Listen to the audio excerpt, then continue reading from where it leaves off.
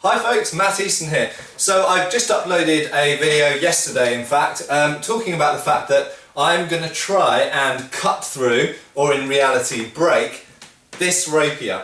Why am I doing that? Well, because the question often comes up about broadswords, sabres, longswords, two-handed swords breaking rapiers. Now, I want to say a few more things about this in the build-up to me actually doing it.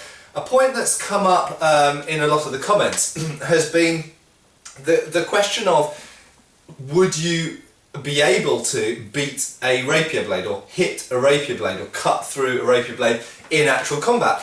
And a lot of people have incorrectly, as far as I'm concerned, said, oh, but you wouldn't, the rapierist would just avoid the blow and thrust somewhere else. Well, clearly, yes, this is what the rapierist should do.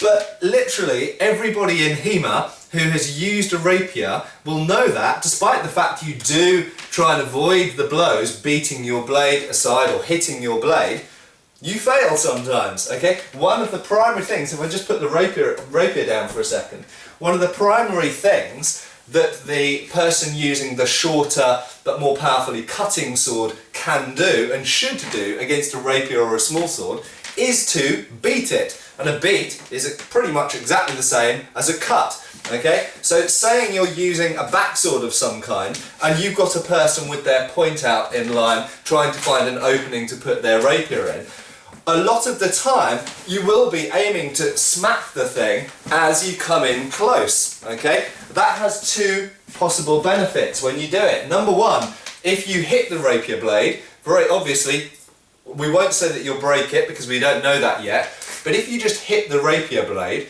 it pushes the point offline. If you push the point offline, that's what gives you the opening. If you've gone smash and hit the point offline, that gives you the opening to make up the distance and come in and hit the person. So that's a good thing. If you actually physically hit the point offline, then that's good. You've taken the point offline, you've removed the threat for a second while you move in to hit the rapierist. It's exactly the same as fighting against a spear. Okay? If you can either bind against that point and take it offline, or if you can hit the point offline, which is hard to do with a spear because the spear is two-handed and has a lot of leverage to resist, where the rapier doesn't. If you can hit the point offline, then that gives you the opening to come in, make up the distance, and hit the rapierist. Next up, if you don't actually hit the blade, now let's consider if you swipe at the blade and the person just moves the blade around and brings the point back online. Now that's what they should do, they should avoid the hit, but let's remember that they often fail to do that. The point is that you might miss with your initial attempt to hit their blade and they bring the point back online, so you hit it again from another angle.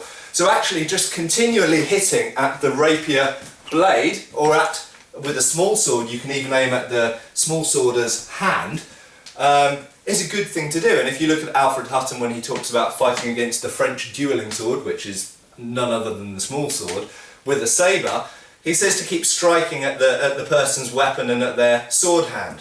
Okay, this is a good thing to do. Number one, you might damage the weapon. Number two, you might knock their point offline. Number three, you might hit them in the hand. Okay, so, and even if the person avoids your blow, remember that your blow has therefore made them bring their point offline. So yet again, you're achieving your objective. So, to cut a long story short, striking at the rapier or small sworder's blade is a very good thing to do, so long as you do it in not a way that leaves you massively exposed.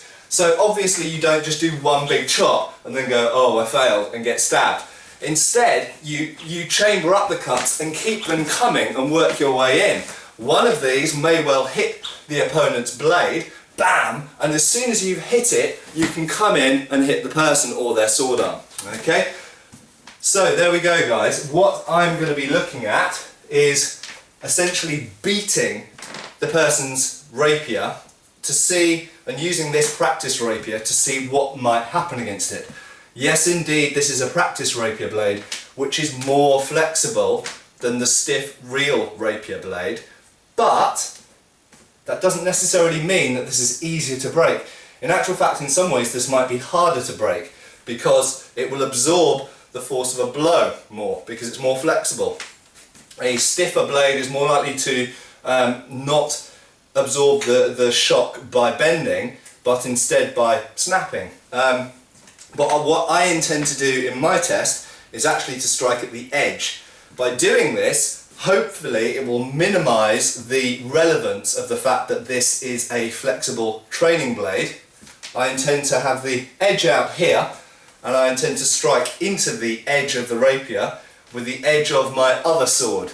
Okay, and we will see what happens. Obviously the results are not conclusive for all rapiers, but I think it's a test that I haven't seen anyone else do, and it's worth doing. And yes, I may well do the same thing to an épée blade as well, because it will be fun. Okay, cheers guys!